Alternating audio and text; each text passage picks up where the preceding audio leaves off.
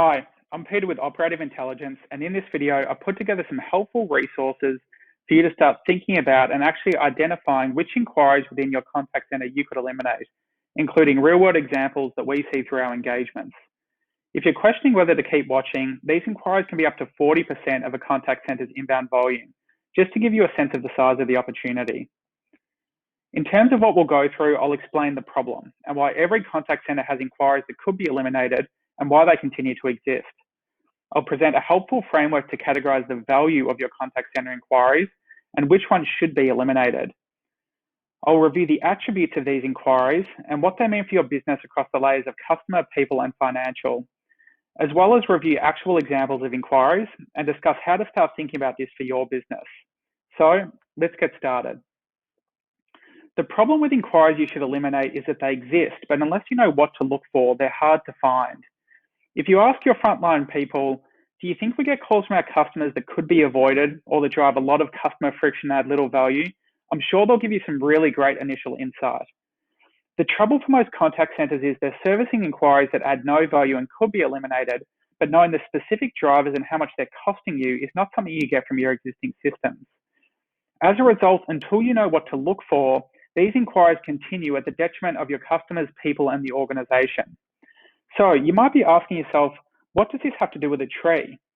Well, there's more to this picture than just a tree. If I was to tell you there's actually this really cool owl camouflaged right here in the center, suddenly it takes on a different meaning. If you look closely, you can see a set of eyes, the ears, and then the outline of the owl's body right here in the middle. Now that you know what to look for, it's easy to see, and that's really the goal of this video, to give you a new perspective on how to think about and see which inquiries within your contact center could be eliminated. The first step in this journey is to think about the idea of what value is associated with the inquiries in your contact center, and the following framework is a simple but effective way to get started. In short, you need to ask two questions about your inquiries. Do they add value to the customer, and do they add value to the business? When they are a yes for both of these, so yes, they add value to the customer, and yes, they add value to the business, these are your core inquiries that you want to promote. Typically, these represent opportunities to create stronger relationships with your customers, drive revenue, and deliver on your business value. In other words, these are the conversations that you want to be having with your customers.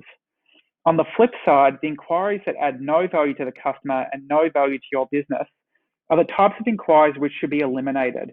And through this lens, it's clear why. Why would you do things that add no value? In other videos, I'll go into these other quadrants you see here, but let's go a little bit deeper and learn more about these inquiries that should be eliminated. It's really important to be able to understand the attributes of these inquiries as they represent a significant impact across a number of layers within the service environment. Based on our engagements and experience, these are the attributes we see for inquiries that should be eliminated. 1, they're between 24% to 38% of a contact center's inbound volume, which is a significant opportunity to reduce effort for your customers, but not to mention your cost base if you could think about impacting even 20% of the calls that fall within this category. 2, they tend to be more complex inquiries, and as a result, resolution is lower than transactional inquiries, for example. So not only are they non-value add, but they represent a higher chance of customers having to call back, which adds more friction and pain not only to your customers, but also to your frontline agents. 3, because they're more complex, they also have a higher handle time, which is going to impact occupancy, wait times, you know the rest. We see that the composition of workload versus volume is 1.4x that of transactional inquiries as a comparison. And lastly, sentiment is disproportionately negative for these calls, and that probably doesn't come as a surprise. Again, you can do a litmus test with your frontline to confirm these are occurring today. In short, these are calls that add no value to the service environment or your customers, people, or the organization. So let's look at some specific examples to really help bring this to life. Here are 4 primary categories of non-value add inquiries, which we see consistently from the perspective of what the customer is asking you to do for them. And I'll talk a little bit more about that shortly. So here are the types of inquiries that should be eliminated. 1, repeat contacts. Again, this may not come as a surprise if you've had a focus on first call resolution, where a customer needs to call back to complete their inquiry. doesn't add any value to them, and in fact actually adds a lot of friction and drives the negative sentiment on those calls. And it doesn't add value to the organization to have to double or triple handle an inquiry just to get it completed. Customers typically use the language as explicit as "I'm calling back regarding," or "I'm calling because I didn't receive a call back."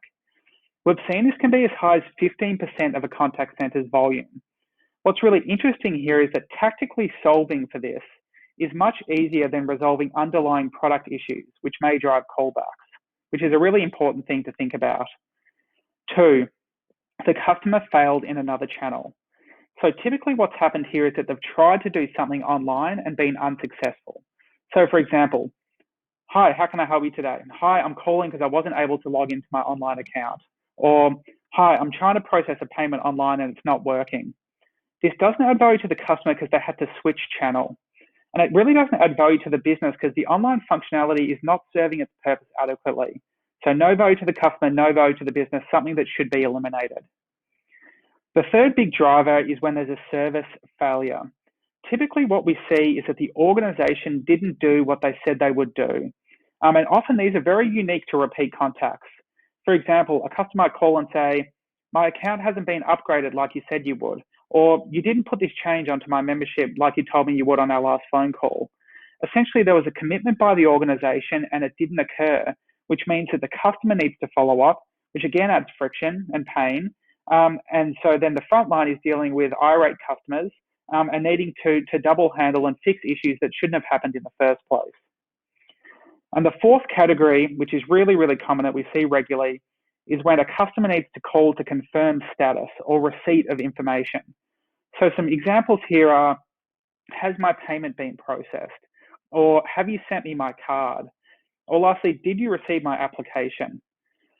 The thing that we find is that the organization almost always has this information, so they're able to communicate this information more proactively to customers and mitigate the call completely. And that's really the underlying idea here. How do you proactively stop a call before it even needs to occur? You may be looking at some of these and potentially thinking of situations where there could be some value, but the trick is to apply the criteria consistently to identify the call drivers, and you'll find that there will be drivers like this, and they have a lot of those attributes that I described earlier. A good way to think about this exercise is that it's not about perfection. It's really about progress. You need to keep moving. Identify the call drivers. Pinpoint how much volume it is. How much friction is it driving to your customers? And then how much is it costing you? You're going to see some really unique and consistent drivers within your demand. I want to take this a step further and show you how we put this into practice using an example of a bank. So I'm going to switch over here quickly. And what we're looking at on screen is the OI platform. And in this view, we've value scored the inbound call drivers of a bank. This is dummy data, by the way, so just to put that out there. We do a separate and foundational piece to map the root cause of a contact center's demand before we apply these scores. And so for the purposes of these examples, I won't go into that in this video, but it's something that I'll touch on before we conclude. So what we're going to do here is we're going to filter by value driver of what are the inquiries that we should eliminate. Okay, so what we can see on screen here is that they've populated, they're prioritized and quantified largest to smallest across those inbound demand drivers. So let's take a look. Okay, well, what's this really, really big one? Okay, I can't log into my internet banking app. Okay, so this is one of those examples that I spoke about earlier. They've failed in another channel, so they've needed to call in. Doesn't add value to the customer and it doesn't add value to the business. And here, in this example, we actually quantify what that's costing the business annually. So this is costing nearly 176K a year for these types of calls. Ask your front line, do you think we get a lot of inquiries about online web issues? Again, another kind of really great directional thing to look into around where are there opportunities to eliminate inquiries within your contact center. Let's look at a couple more examples. So what's this next big one? Okay, updating payment information online. Again, an example where they've failed in another channel. So the online self-service capability didn't complete its function. And so the customer's needing to switch channel and talk with a frontline rep to have their inquiry resolved. Again, it's costed here. And again, a very, very big cost to the business and a big call driver. Okay, let's have a look at this third one.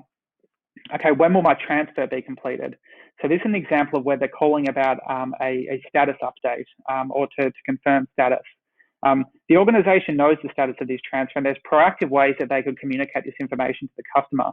Because this is a big call driver, this is something that they should really invest in because it's driving volume into the contact center consistently. So again, these are very, very tactical things that could be solved. Let's go a little bit further down and pick another one here. So, okay, did you receive my document? So confirming receipt of documentation. Very similar to the last inquiry that we looked at, albeit smaller volume and therefore a lower cost. The organization's going to know whether they received that information. On a call, we're going to have a rep go and dig in for that information and find it. So it's going to be a longer inquiry. The customer's going to be waiting for that information. So again, it fits the criteria of no value to the customer and no value to the business. And what you can kind of see once you get to this level of insight is which inquiries you need to eliminate and where you need to focus your efforts to drive the most impact based off what it is your customers are asking you to do. So I hope those examples were helpful. But to conclude this video, I want to talk about how to put this information into practice. And you can start with some really, really simple questions. For starters, ask yourself, what are the inquiries that add no value to our contact center and could be eliminated? Do you know the answer to that question? Do you know how big those call drivers are? Use the framework. Start assessing what are the inquiries that add no value to our customers and no value to the business.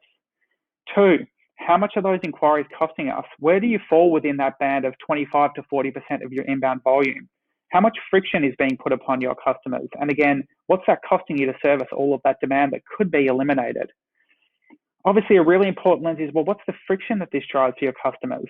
If you don't know the friction points in your inbound demand, then there's likely some really, really big call drivers there that are probably linked to retention and a churn rate. So getting to an understanding of what friction your inquiries drive is really, really critical. And lastly, as a really foundational piece, what are the mechanisms that you use to understand what your customers are calling about? Are you listening to what your customers are asking you to do for them? This is really, really foundational and a big step forward in helping you move to a point where you can actually start applying the criteria, looking at calls and starting to kind of carve out, well, what are those inquiries that add no value and should be eliminated? I hope this was helpful. And if you have any questions or want to have a chat, feel free to get in contact with me. Look forward to hearing from you or seeing you at a future video. But signing off for now, thanks very much.